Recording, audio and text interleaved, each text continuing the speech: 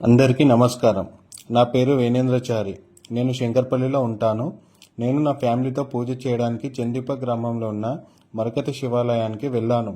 అక్కడ పూజ చేసి బయటికి వచ్చాక అక్కడ ఉన్న భక్తులు ఈ గుడికి కారణమైన నరేష్ కుమార్ అనే వ్యక్తి ఆయన గొప్పతనం గురించి చర్చించుకుంటుంటే నేను ఆ భక్తులతో మరియు వృద్ధులతో ఈ నరేష్ కుమార్ ఎవరని అడిగి మాట్లాడి పూర్తి వివరాలను తెలుసుకున్నాను. కాబట్టి గుడి గురించి ఆయన గురించి అన్ని నిజాలు ఈ వీడియో రూపంలో తెలుపుతున్నాను. సత్యమేవ జయతే ధర్మో రక్షిత రక్షితః అనే అక్షరాలలోని నిజాన్ని నిగూఢ రహస్యాన్ని తెలుసుకుంటే మంచి వాళ్లకు ధైర్యం వస్తుంది, మోసగాళ్ళకి వణుకు పుడుతుంది. అంత గొప్పది మన సనాతన హిందూ ధర్మం. శ్రీకాళహస్తి అనగానే భక్త కన్నప్ప గుర్తుకొస్తాడు. భద్రాచలం అనగానే రామదాసు కనిపిస్తాడు. చందీప మరకత శివలింగం అనగానే 12 ఏళ్లుగా ఏపీ తెలంగాణ భక్తులకు దర్శన భాగ్యం కల్పించిన శివభక్తుడు, మరకత శివలింగం నామకరణ భక్తుడు, ఆలయ పునఃనిర్మాణ శ్రీకారకుడు, ధర్మకర్తగా కోటి దీపోత్సవంలో రాష్ట్రస్థాయి అవార్డు అందుకున్న నరేష్ కుమార్ గుర్తుకు వస్తాడు. ఈ ఆలయాన్ని సమాజంలో ఉన్న భక్తులకు ఎలాగైనా పరిచయం చేయాలని 2007 నుండి 5 ఏళ్లు చందీప గ్రామానికి తిరిగి పూజలు చేస్తూ తన స్నేహితులను జయరాం రెడ్డి, ప్రేమ్ కుమార్ గౌడ్, పరమేష్ స్టూడెంట్స్, రాజగోపాల్ శర్మ, సత్యకుమార్, విశ్వేశ్వర్లను, పవన్ మరికొంతమందిని శంకర్పల్లి నుండి తీసుకెళ్లి మురికి ప్రాంతంలో ఉన్న ఈ శిథిలమైన చిన్న గది లాంటి గుడికి వెళ్లేవారు.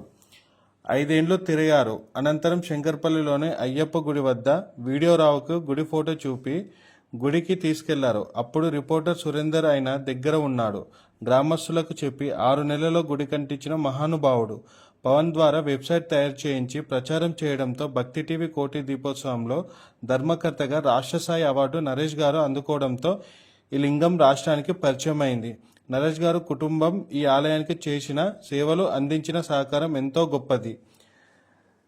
భగీరథునిలా నరేష్ గారు ఆలయ అభివృద్ధికి పనిచేస్తున్న తరుణంలో తన స్నేహితుడు విశ్వేశ్వర్ పర్వదినాలలో నరేష్ గారికి అండంగా ఉండి సేవ చేశాడు మరియు కాలభైరవునికి షెడ్డు వేయించాడు. నరేష్ గారు ఈ దైవ కార్యక్రమాన్ని తీర్చిదిద్దిన వైనం ఎంతో అద్భుతం.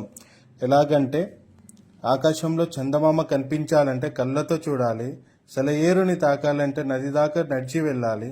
కానీ పశువుల పాకలాగా ఉన్న చందీప గ్రామ శివారు వద్ద ఆదరణ కరువై మురికి వాతావరణంలో శిథిలమై ఉన్న ఈ చిన్న గుడి నేడు అందంగా హాయిగొలిపే ఆలయంగా ఎలా రూపొందిందో ఎవరిని అడగాల్సిన అవసరం లేదనిపిస్తుంది.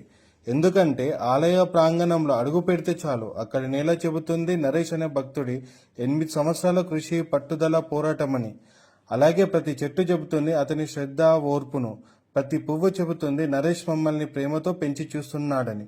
ఆలయ నిర్మాణంలోనూ ప్రతి పనిలోనూ ఆయన తపన, సంకల్పం, పడ్డ కష్టాలు, చెమట బిందువులు వాటి అంకితమై ఉన్నాయని దైవభక్తి చెబుతుంది. చివరకు ఆ మరకత శివుని దర్శించిన భక్తులకు తెలుస్తుంది నిరంతరం ఆ దేవుని సేవకుడు నరేష్ అని గంటమోగి చెబుతుంది.